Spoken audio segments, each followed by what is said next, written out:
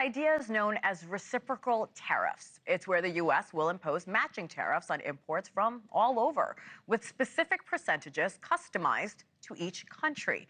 With us to explain it all, Jon Hartley, an economist at the Hoover Institute and host of the podcast Capitalism and Freedom in the 21st Century. Jon, good morning. Welcome. Good morning. Thanks so much for having me. Of course. So tariffs have been in the news for a long time, for weeks now. What are people not understanding about them? Well, one, they certainly can have short-term pain and potentially long-term gain. But this is something I think even President Trump has acknowledged that there could be some significant short-term price impacts from the tariffs. And I think that the real question is where do we get to in the long run? And at some level, tariffs they can certainly impact prices and impact consumers. I mean, to some degree, they can help domestic producers as well and help them competitively or against their foreign competitors. But there's a big question, which is we don't necessarily live in a world of free trade that's reciprocal everywhere. A number of countries, for example. There's a number of issues that I think the U.S. has challenges with, and some of them are not even economic per se, whether they be illegal immigration from Mexico, whether they be fentanyl coming into the United States. It's also largely from Mexico as well. But there's other things like subsidies for various agricultural products, whether it be dairy from Canada or for example, softwood lumber. That there's been a longstanding, many decade-long trade dispute between U.S. and Canada over softwood lumber. The question is, and of course, the U.S. does subsidize various agricultural items as well. How do you get to a place with more reciprocal free trade overall? I think that that's perhaps a noble economic goal. But the question is, do you get there? And versus having both countries just ratchet up tariffs that ends up increasing prices on consumers on both sides. That said, there's also a question of how much teeth the tariffs have. For example, say on China, if China can just respond by rerouting trade through countries like Vietnam, economists call this a trade diversion.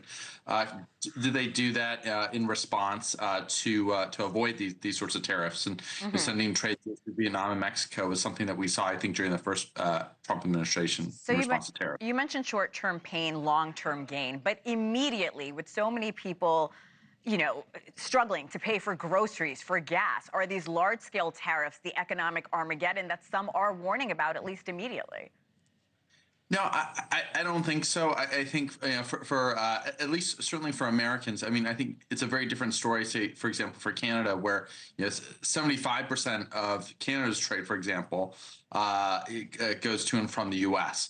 Whereas, I guess it in part depends on how many countries. It depends on the level of the tariffs as well. But at some level, you have to remember, the U.S. is largely a service economy. Tariffs apply mainly to goods, which is, I think, a fraction of all overall the overall economy in the U.S. So, it's just for that reason alone. And on top of that, I don't think it's happening that there's going to be a blanket tariff on every good. You have to remember, there have been tariffs that started in the first Trump administration, like tariffs on aluminum that continued throughout the Biden administration, and President Biden actually hiked some of those tariffs, and they continue now. So I think as long as they're selective on certain goods.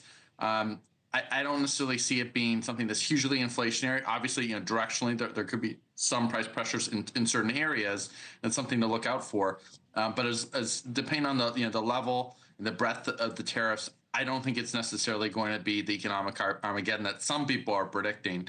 And it does seem, too, like it's the case that the U.S. is willing to negotiate with various countries as well, and again, try and get more reciprocal free trade out of these negotiations. I think that's what's going on. I think that's what they're looking for, on top of those non-economic objectives as well. Countering the Communist Party of China and its influence in the world is certainly, I think, on the administration's radar as well. Jon Hartley, economist from the Hoover Institute. Thank you so much for your time. Thanks for having me. Of course.